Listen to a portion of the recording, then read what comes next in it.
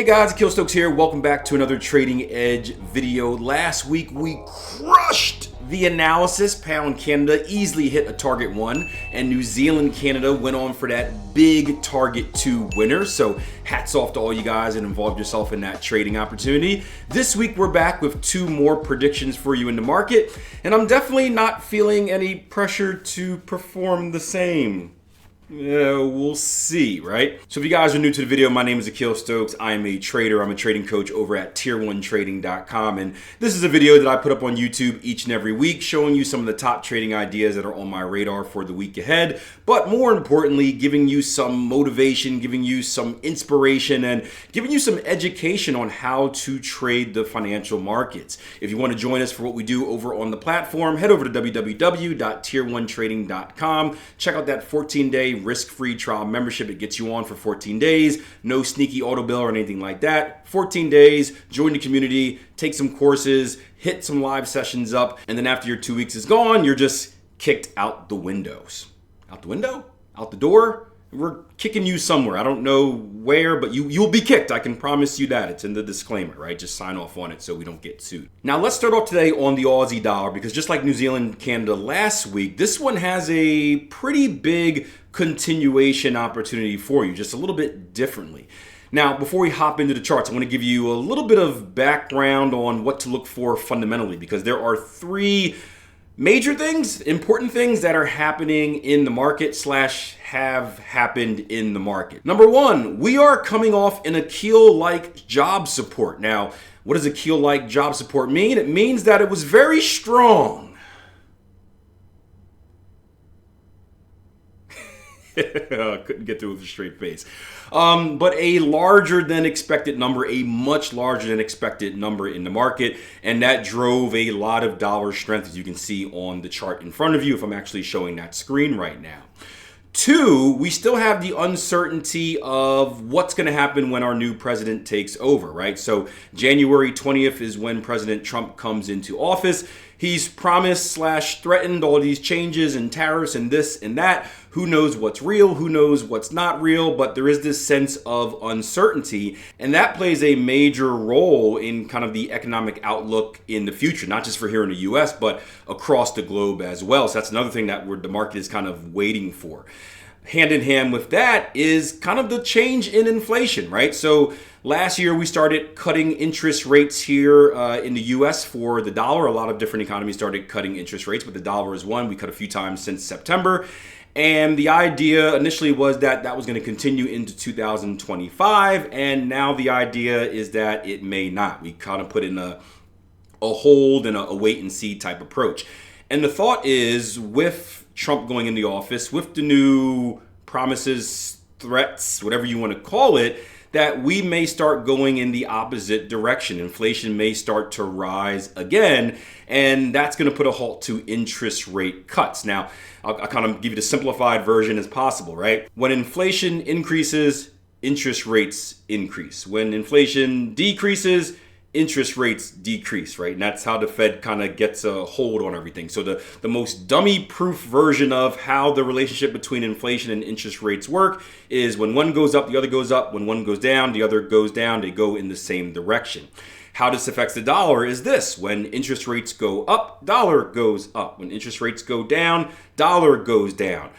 So with the idea that inflation is or may be going back up, to get a handle on that, interest rates may have to go back up or certainly not be cut anymore. That is going to be positive news for the dollar. And on Wednesday, we have a CPI report coming out, which is going to be a very important inflation-related news event. And that's going to give us a lot of information about kind of where we are at. Hint, higher than what we were expected, and what may be the future in monetary policy. Are we going to continue to hold? Are we going to continue to push back any cuts, or may the cutting cycle be over and we may start hiking again? We shall see. But right now, I think the market is expecting a high inflation-based number, which would be a negative sign as far as interest rate cuts. A negative sign for interest rate cuts would be a positive thing for the dollar. I said it was simple, and now I probably just confused you. I think the dollar is going to get strong. And if we're looking at the Aussie dollar, with the dollar being kind of the second symbol on this chart, Strong dollar mean chart go down. Now we're back to a keel version. So let's hop in. Now, forgive me a little bit. I'm working with a new mouse. It's this new ergonomic guy that looks like something from Star Wars. I'm not even sure if you guys are seeing it. I'm getting used to it and how to use it. So forgive me if I'm slipping all over the place. But we spoke about this in a previous podcast episode about physical changes and how that helps you kind of get out of your routine and mentally and psychologically in the market. Physical changes are great for keeping your health as a trader as well. I'm not going to turn this into a podcast episode, but let's put it this way. When I started trading, it pretty much deteriorated my vision. And I got all from back testing. I had all types of I don't know if it was carpal tunnel or something in my hand, arthritis. So ever since that happened, I looked for ways to kind of be as ergonomic as possible, whether it's getting ergonomic mouse, ergonomic kind of whatever this is called, mouse pad. There we go. Blue light filters on my screen, blue light filters on my glasses. You can see a dark screen there as well. All of that is not just for show. It is because I want to stay physically alive so I can actually trade and make money. All right, so let's hop in. If you have any questions about that, I can go into deeper in a podcast or just in the comment section below, but let me know.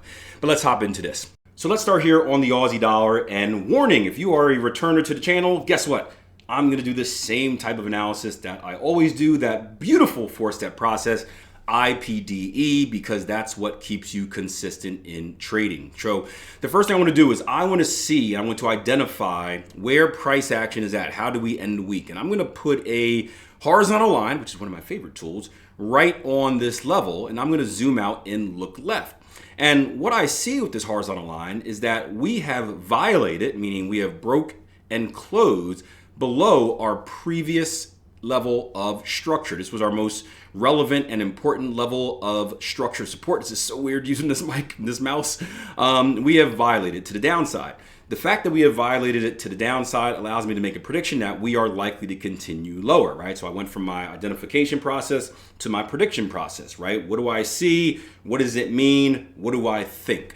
And the next part of that prediction process is not just saying, oh, I think we're going to go lower, but asking myself the question, if we go lower, then where are we likely to go lower to?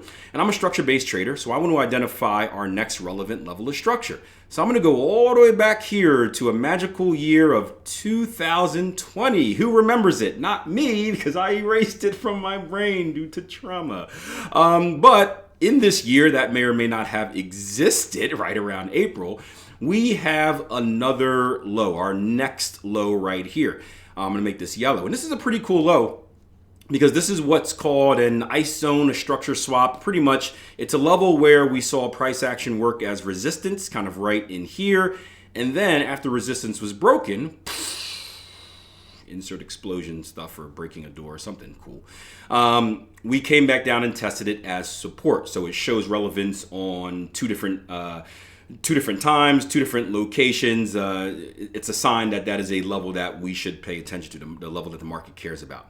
And you can see that level's right at 59.96. Now I'm going to inch that a little bit up just to get on a psychological number. It's called 60 cent even, because human beings like yourselves like even-handled numbers. And I'm going to zoom all the way back, magic button, there we go, to reality, oops, there goes gravity, and see where that line is. And where that line is gives me my prediction point. So essentially, right, I believe that price is likely to go lower. And if we're likely to go lower, we have a chance of going from here, 61.37s, down to here, 60 evens, which is my zone of opportunity. I don't know why I said it like that, but it's cool. It's a lot of potential pips in there. So I've got my directional bias, I've got my prediction, which is the most important part of trading. The next question is how we're going to get involved. And this is the part we don't know yet. I'm sorry, you guys are going to have to do some work on your own. But there's two ways that I think we can do this, right? One, we can see our previous level of support that held right here, and we may see a retracement back to that level, meaning the market starts the week with a little bit of relief, and then we go right and all the way down here. Or we may just break out. If we go down to a 4-hour, and let's go down one more time to an hourly, you can see a little bit of consolidation down here. we may not even get that relief, right? You can see this consolidation pattern is putting in like a little bit of a descending triangle, not technically one, but kind of sort of. We may see this kind of tight consolidation, and we may just see the floor kind of break out from underneath this and crash down. So breakout traders, that would give you an opportunity. Now, regardless of what we see, right, understand that there are multiple ways to get, or there may be, I would assume there would be, you never know. I'm not going to tell the market what it's going to do because the market likes to punish you when you do that. But I'm going to assume there are multiple opportunities to get involved in this, because here's what we have here. We have a very big zone, right? From where we're currently at to where we think we're going to go, it's a measly 137 pips, right? I don't think the market is going to go straight there. It could put in big candle of red and go right down there in 1 day, 1 hour, whatever, but that's usually not the case. But Trump's back in office, and there's the Trump Truth Social thing, and weird things get tweeted and markets do weird moves. So you never know, but I highly doubt it. So the fact of the matter is, here's how I think of this, and this is where I switch on my day trading brain, right? I'm looking for opportunities until we get to this level.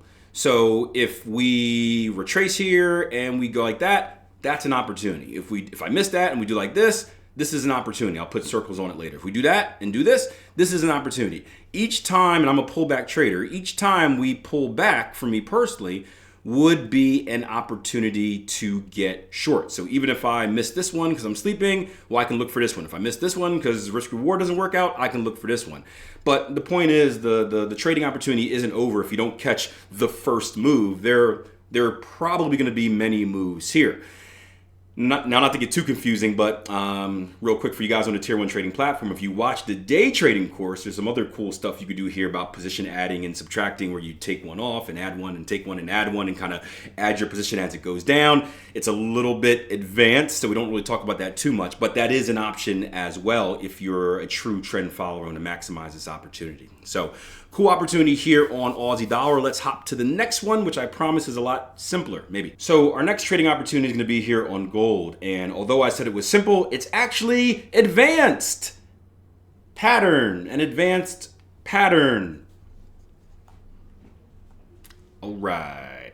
So the one I'm looking at isn't this bigger one. It's actually going to be a smaller one hidden in here, and I'll draw it on a little bit later. Now let's do it first, and then I'll talk about the kind of the price action analysis later.